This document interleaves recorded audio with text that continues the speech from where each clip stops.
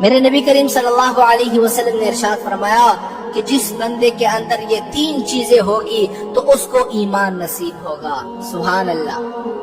آپ میں سے ہر بندہ چاہتا ہے کہ میں مومن بن جاؤں، میں ایمان والا بن جاؤں، لیکن ایمان والا بننا کیسے ہے؟ میرے نبی نے صرف 3 چیزیں بتائی ہیں۔ وہ 3 چیزیں بڑے آسان ہے، کوئی مشکل نہیں ہے، لیکن مشکل صرف یہ ہے کہ اس پر قائم رہنا ہے، اس پر عمل کرنا ہے، کوئی مشکل نہیں ہے۔ وہ 3 چیزیں کون کون سی ہے سنتے جاؤ۔ سب سے پہلی چیز یہ ہے کہ ان یحب اللہ ورسولہ، اللہ اور اللہ کے رسول کی محبت تمام کائنات سے زیادہ ہو۔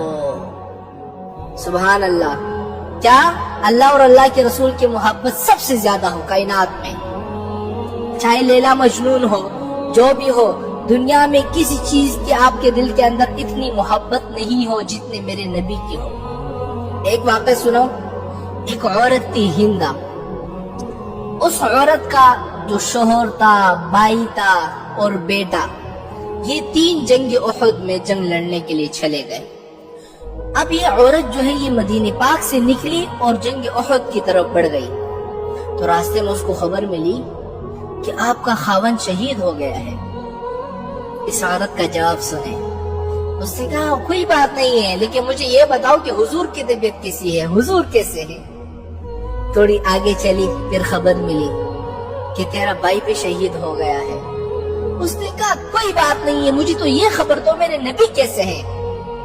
پھر تھوڑے سے آگے چلے، کہا تیرا بیٹا بھی شہید ہو گیا۔ کہا کوئی بات نہیں ہے، مجھے یہ بتاؤ میرے نبی کی طبیعت کیسی ہے؟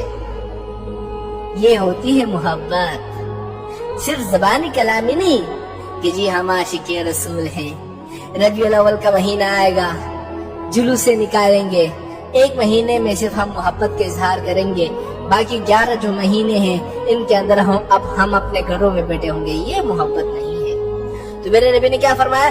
سب سے پہلی چیز یہ ہے کہ ان یحب اللہ ورسولہ، اللہ اور اللہ کے رسول کی محبت تمام کائنات سے زیادہ ہو۔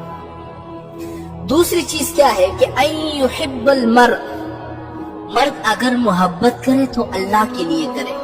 آپ کسی چیز سے محبت کریے، دنیا میں کوئی چیز ہو اس سے محبت کرو، لیکن اللہ کے لیے کرو، اللہ کے لیے۔ تیسری چیز کیا ہے؟